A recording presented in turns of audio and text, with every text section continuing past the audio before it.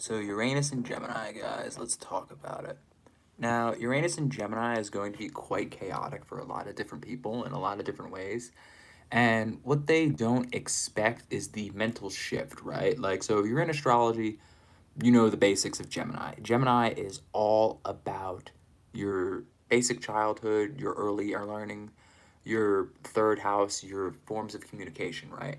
So what's coming up for a lot of people, especially before Uranus and Gemini, is lots of understanding in terms of how people need to recognize how their early childhood affects them, how their mentality is formed, and how a lot of people are experiencing the space of, I guess you could say, how do you put this? They're experiencing the space of understanding the programming that they didn't necessarily accept, yet they have, right? And that comes back to a lot of different perspectives because, ironically, a lot of people in the spiritual community talk about their programming, they think about their programming, and they act like they didn't accept it, and they act like they didn't actually interpret or experience some level of choosing that, right?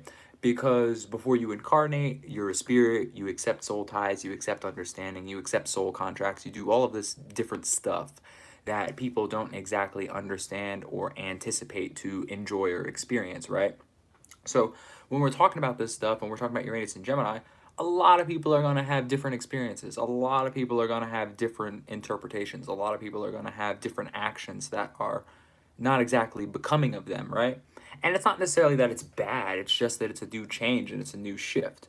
So if we're going to talk about it from more of a historical standpoint and eventually more of a, sequential experience of Uranus and Gemini, we just experienced Uranus and Taurus. A lot of people didn't feel comfort with that. A lot of people didn't feel their comfort is exalted in that, right?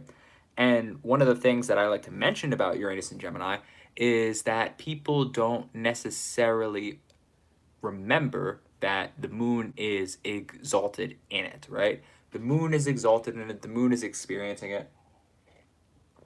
The moon is in a space where people don't exactly remember that it is exalted in Taurus, right? So what we're losing in what we think may be an uncomfortable, chaotic period, we are gaining in the general concept of comfort, right? So with Uranus and Gemini lasting from 2025 into a little bit of 2023, with retrogrades here and there, it's majority all the way through 2022, 2032, and with some retrogrades it may even be a little bit into 2034. But for all like hardcore Uranus and Gemini, it will be from 2025, July 7th, all the way through mid to late 2033, right? So it's going to be a long time. It's going to be a lot of experience, right? And one of the things that I will mention later is a lot of the historical influences. But in terms of your internal influences and your own actual experiences with Uranus and Gemini, it is an opportunity for you to deal with lots of change, lots of chaotic ideas. And the main thing that kept popping up when I was talking about it earlier was people interacting with it from a perspective of, your words carry power, your words carry experience, your, evolution, your ideas, your concept of what it means to actually experience something is going to be interpreted in such a way to where you're like, oh man, this is crazy. I didn't know my words have power like that. But one of the big things that I've been focusing on with this is that these two energies of air, which is Uranus and Gemini, as well as Pluto in Aquarius, is going to be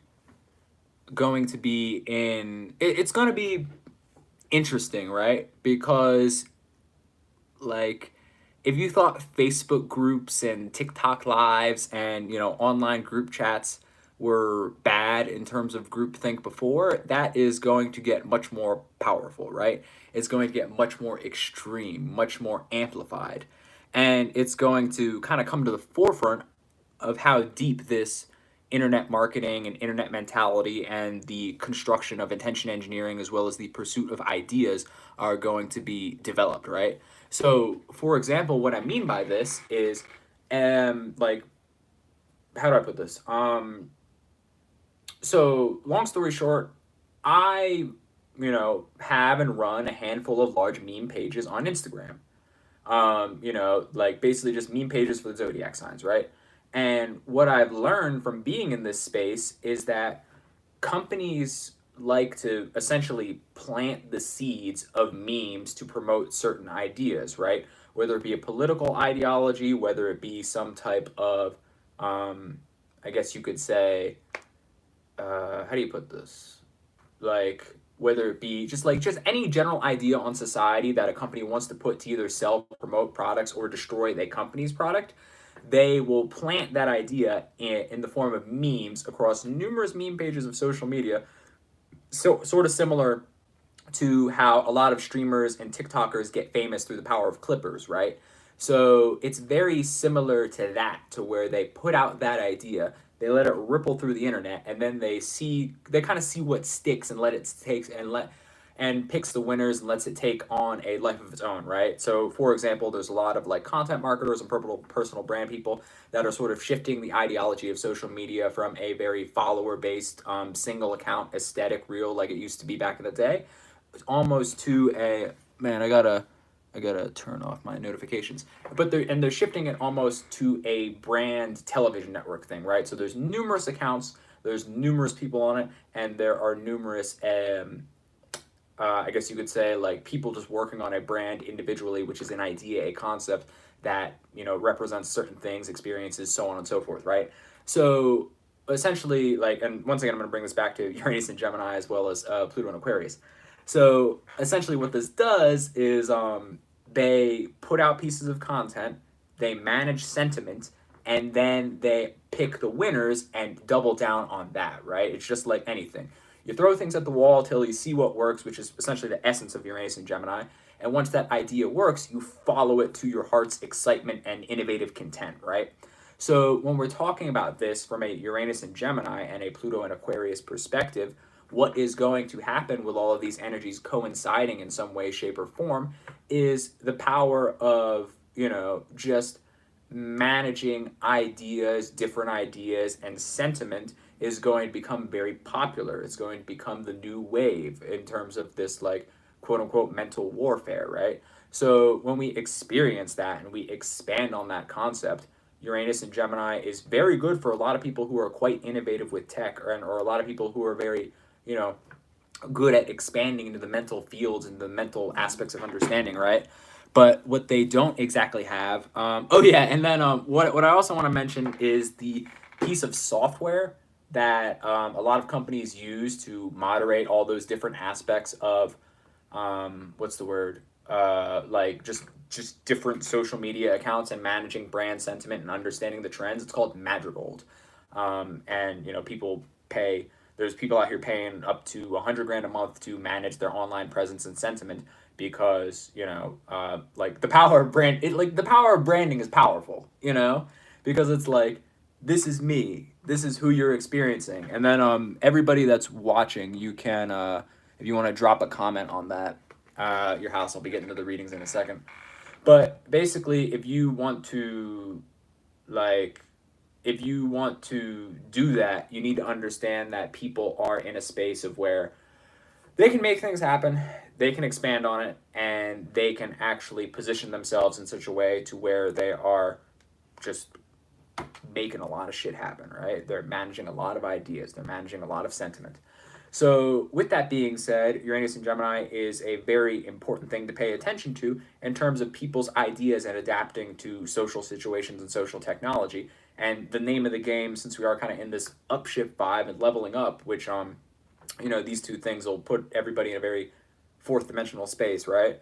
So with that being said, that is all about ideas, right? So the name of the game for essentially the next 7 years is who can master the ability to push, promote, and capitalize off of different ideas in the attention market space. You know, like, that is the name of the game. That is what's going on with two planets working like that, which is why, you know, before in Uranus and Taurus, it was shifting and changing the concept of resources and money. And how did that happen?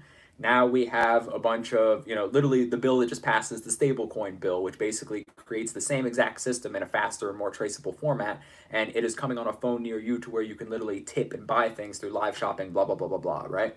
there's a lot of things in the back end of how stablecoins are technically buying U.S. treasuries, so covering their debt crisis that way. But with that being said, there is a lot going on with Uranus and Gemini, and with Pluto being in Aquarius, which is a pivotal role that is associated with it, a lot's going on. But now back in terms of the basics, I guess you could say, a lot of people with their Gemini, a lot of people with Gemini in like their Sun, Moon, and Ascendant will probably have a very good and expansive, next couple days coming up, depending on degrees, right? So as you can see in the title, I put the Venus, or not the title, but the thumbnail, I put the Venus symbol in there. That was meant to symbolize and expand people's awareness of what's going on in terms of Venus also actually moving into Gemini, right? Once again, guys, drop the house you have Gemini in, or if you have any questions, and be sure to like the live. So with that being said, there is a lot of good things coming. There's a lot of good things to be experienced for Uranus and Gemini. There's a lot of good things that are going on for Gemini's period in the beginning, right? So if you just randomly feel like you're lucking up, or you're experiencing this, or you're experiencing that, it is a super critical opportunity for you to understand and experience that you're going to have a lot of good chaos coming your way, a lot of like positive things, and it will most likely be, once again, check the house you specifically have Gemini in, but it will most likely be through some random relationship, some just lighthearted person showing up in your life and being like, oh, you need this? Oh, you want that? Cool. And it's just like there out of nowhere. Like that is literally how it's going to go, especially with Gemini, right? And you'll get an insight to what that is, because one of the things that I was warning people about in the kind of prelude to this alignment is that something in terms of a lesson that you either overlooked or did not properly experience was brought to you on Father's Day, and this was around that like weekend time. And this was specifically because people are, they were skipping out on a lesson, and the Uranus Mars square, which was Uranus in its last bits of Taurus and Mars in its last bits of Leo. And when that square was hitting and almost punching you in the face on Father's Day, you were forced to learn a lesson that you may have not have had the strength to do on your own. So yeah, so that's pretty much what's going on. Yeah, so with that being said, it is pretty good in terms of an opportunity for you to really just have like dumb luck during Uranus and Gemini if you're innovating in a mental space that you didn't exactly, expect, right? So without further ado, I'm pretty sure I covered everything I wanted to say about Uranus and Gemini in general. But other than that, we can hop into the readings, right? So let's start with we'll keep it simple. We'll keep it simple. I just gotta figure out my order real quick. Okay, so then if it's, wait, what? Okay, here we go. So for Aries ascendants, Gemini is most likely in your third house, and essentially that is based around thought. I'm just checking my notes here. It's around thought rewiring, right? So essentially, your mind's going to become a lightning field. You're going to be inspired. What you can think about that is, look at it this way, right? So a lot of your old mental programming is going to get rewired in some way, shape, or form, and that is because you are going to you look at how air amplifies fire, right? If you blow some air in a fire, it's going to burn hot, it's going to burn up and down, it's going to burn in different directions, right?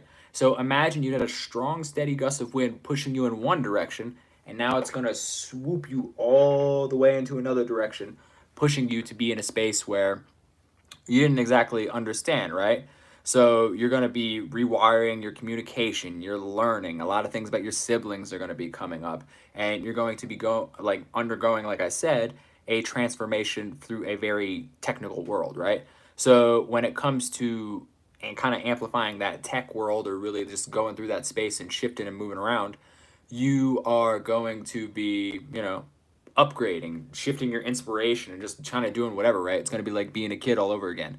Aries kind of already is like a baby, if that makes any sense. And what I mean by that is Aries is, it just does what it feels. It just impulse. It just is the first creation. It just is, it does what it does, right? And in terms of, like just who it is, that's like who it is, like it just does what it does. It wants to make happen what it wants to make happen. And it doesn't really think about anything, right? It just thinks about the pure aspect of experience, right? So when we're coming to thought rewiring and all that stuff shifting, Aries is going to amplify. It's going to rewire itself. It's going to shift. It's going to adapt. There's going to be a layer of adaptable inspiration that's going to hit, right?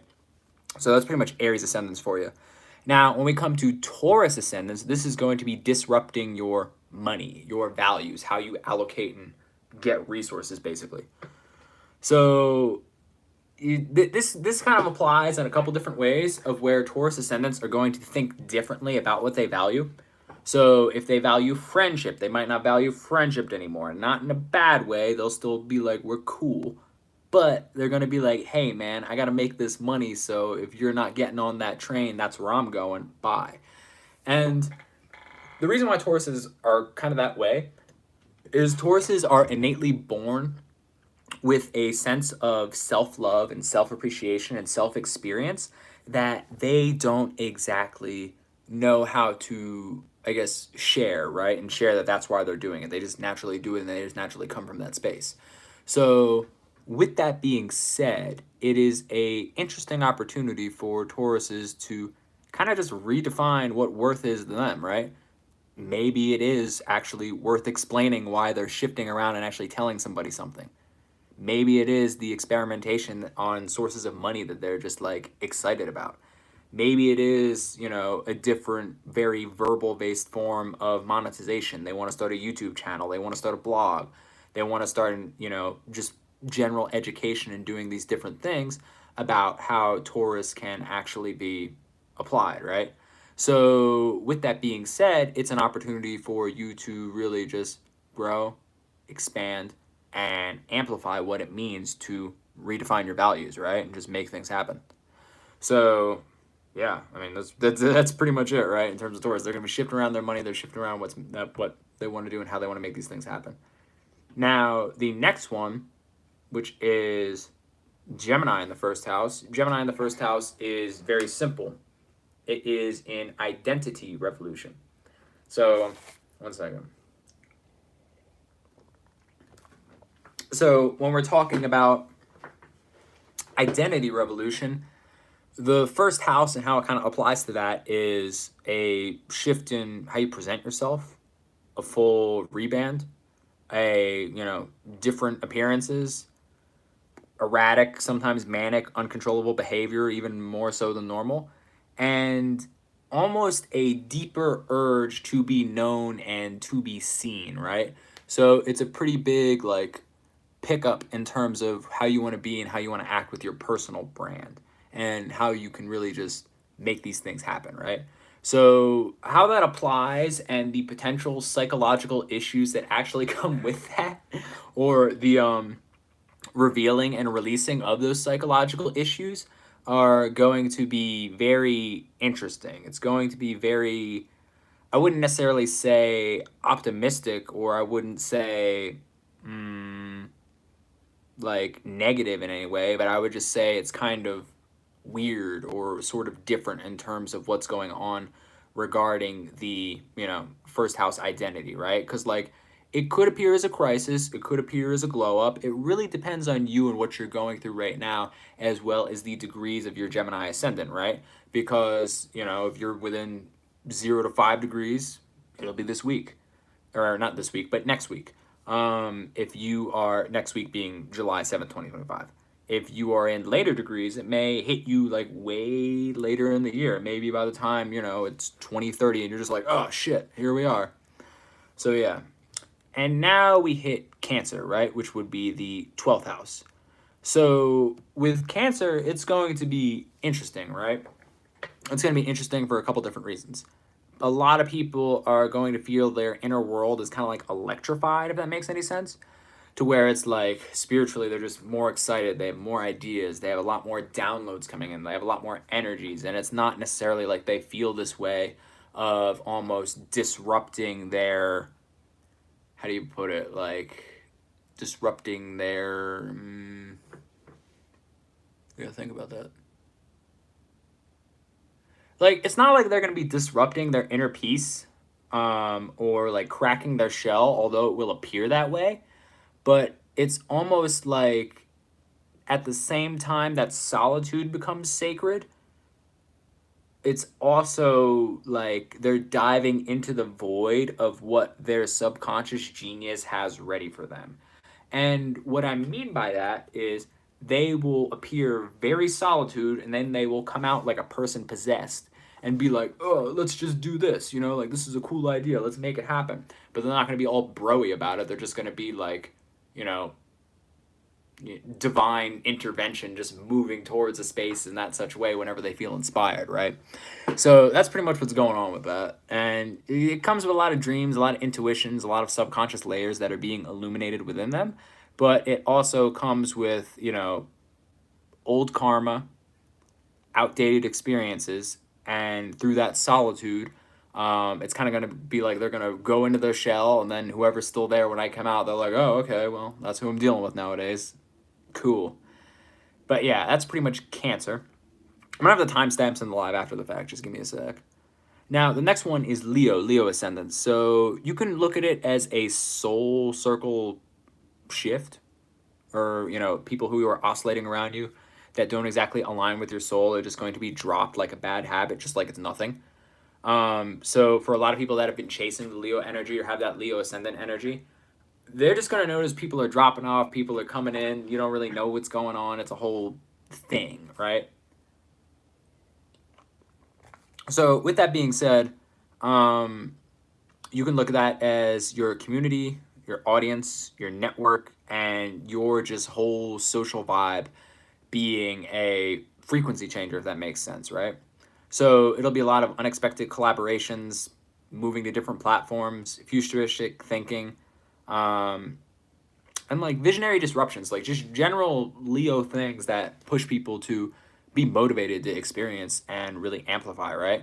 So it's not really anything new to Leo. Whenever they shift their focus, most people like often stay with them or really like follow them in some way, shape, or form. But it's not necessarily it's not necessarily like how it always is when Leo shifts or moves a different idea. And like, how do you put this?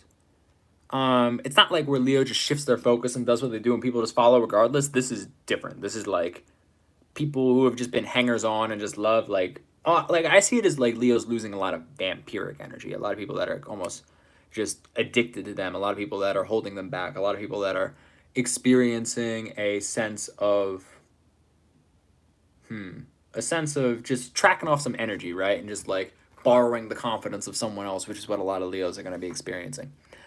So the next thing is going to be Virgo ascendants. Virgo ascendants have a lot of career revolution potential. They it's going to be a little painful and annoying at first. Their public role, if that makes any sense, is going to get deconstructed. So it's like they may change jobs, they may get inspired to launch numerous projects, or just reinvent their entire message of who they are and how they want to be useful to society, right? So it's kind of like it's almost like Virgo ascendants are moving to Portland and they want to keep it weird. They want to do their thing. They want to amplify. They want to expand. They want to move into a space that is, you know, louder, weirder, and more free, if that makes any sense. So Virgo ascendants, they have an opportunity to really shift their career. I will definitely pay attention to your knees as a Virgo ascendant, because having Gemini there and, you know, speaking the wrong things into existence at that time will be felt in your knees. You will be brought to your knees, literally, because that's where the 10th house connects in your body, right? So that's pretty much what's going on for Virgo ascendants. So pay attention to that. Now, Libra ascendants are going to have a philosophical breakthrough, right? They're going to have a need to travel. They're going to have a need to shift. They're going to have a need to almost move towards wherever that idea lives physically on Earth, right? which is interesting because the ninth house is typically about like, you know, like higher mental travel or just you farting around, just daydreaming about some bullshit, you know? But, sorry. With Gemini and Uranus moving into their ninth house, they are experiencing a deep, deep, deep shift towards what it means to be a, you know, a revolutionary thinker, right? Or a philosophical breakthrough. So if they need to go somewhere, they're going to go somewhere. If they want to make things happen, they're going to make things happen. If they get an opportunity or an offer where they're going to travel, they're going to do that because that's where they are inspired and where they want to move, right? So it's almost like their belief systems are getting rebooted, probably through travel. They might feel a calling to teach something, and they may be, you know, almost like publishing a new tone within themselves and their perspective of how they want to live life, right? So there's going to be a lot more experimentation in the technological standpoint. Once again, this is from the trine of Pluto in Aquarius. And then they're also going to, as ironic as it is, they're going to expand their mind through a lot of contradictory thinking and a lot of things that are holding them back, which is going to be interesting, right? Because it's like, I always thought this, and then I'm testing it against this, and it's not really happening the way I thought. So that's what it is for Libra ascendants. Now, the next is going to be Scorpio ascendants, which is a fun one to say the least, right? So look at it as like shadow and power codes being shifted and rewired and probably removed. So you could look at it like they're almost transforming their relationship with intimacy, death, and sex, shared resources, you know, and just like really taking that time to sit back and wonder like why they are so attached to like certain deep things. It also applies to a lot of investments and money. So like I said, with Uranus and Venus there, sudden luck in investments as well as sudden luck in removing debts from your life is a huge possibility for Scorpio. But when it comes to having all these planets in that house, in that space, it's mostly an opportunity for them to really understand and interpret the connection between their aura and energetic associations and how those leaks or focus on themselves and those boundaries with their deep energies apply to just their general financial situation as a whole, right? And understanding how deep and important that that actually is. Now, when we move on to Sag ascendants, we are going to be experiencing a rewiring of relationships. So for Sag ascendants, you may find a lot of partnerships no longer fit. You're going to be really honest. You're going to have a lot of space. You're going to want to have a lot of, you know, I guess you could say, sorry, I'm looking at my notes. You're going to have a lot of intellectual alignment between like different people that are vital to you. A lot of contracts, a lot of commitments, a lot of dynamic shifts may happen fast. And it's a pretty huge opportunity for everybody to move up and move on in terms of their relationships if you are a Sag ascendant. So, with that being said, everybody who's here liked the live, and we are moving on to Capricorn. So, Capricorn is a funny one because they are going to be experiencing what I think is the lightest shift for everyone, but maybe everyone doesn't necessarily agree that it is going to be the lightest shift, especially if you are a Capricorn ascendant. So, what's basically going to be happening is you're going to be experiencing, excuse me, I gotta need some water, I gotta shift this up, I've been talking for 30 minutes. Okay, cool.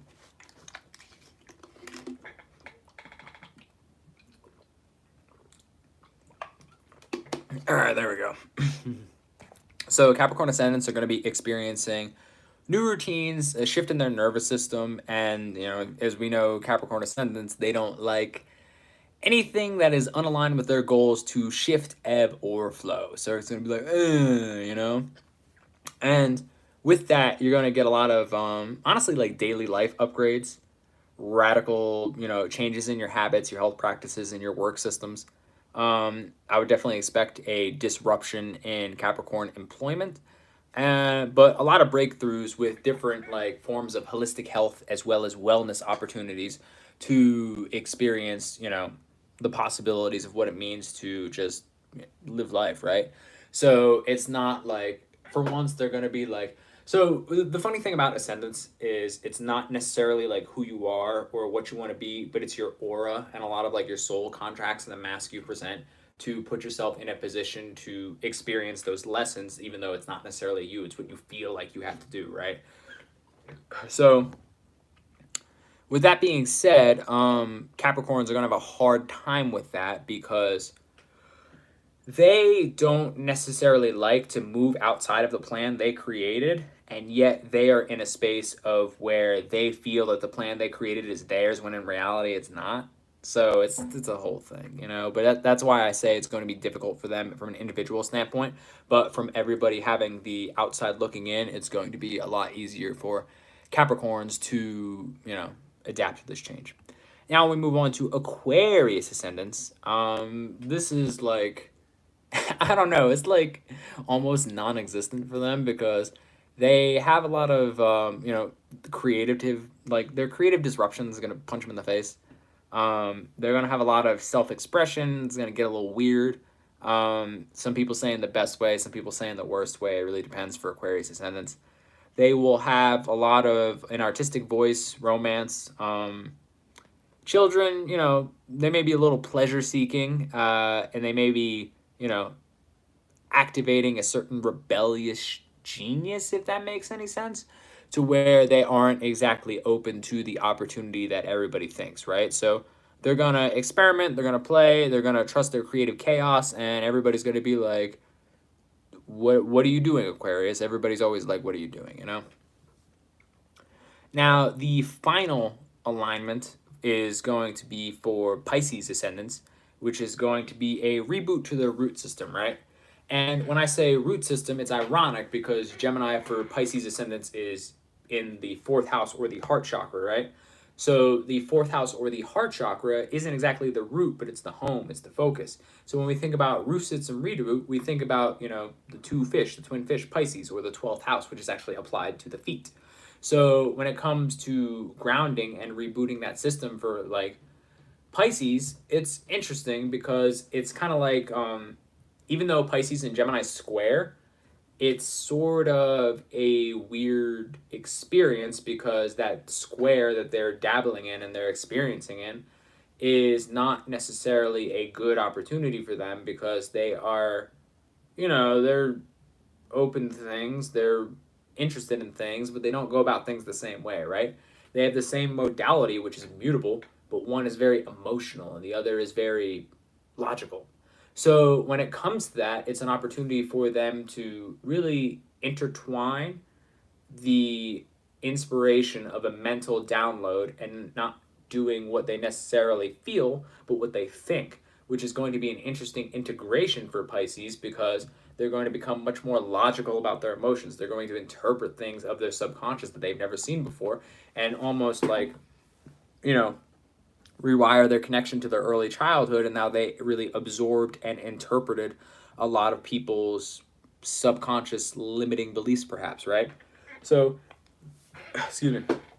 I really see Pisces ascendants learning a lot of lessons in terms of how they can almost transmute the childhood traumas and childhood experiences of the world around them. So it's an opportunity for them to move up, move on, and actually experience something that's beneficial to them, right? And, you know, it's going to be a lot of like, I guess the word you could use is emotional ancestry and, you know, living a non-traditional life, like them becoming nomadic in some way for realsies this time, and, you know, challenging a lot of inherited belief systems that people didn't expect from them. So with that being said, that is all of the ascendants. I'm going to put the timestamps in the reading after the fact. And if you guys have any questions, you know, drop a like, drop a comment, and pretty much I'm just going to ramble about Uranus and Gemini for a little bit longer. What was one of the things that I wanted to talk about? I got to think about that.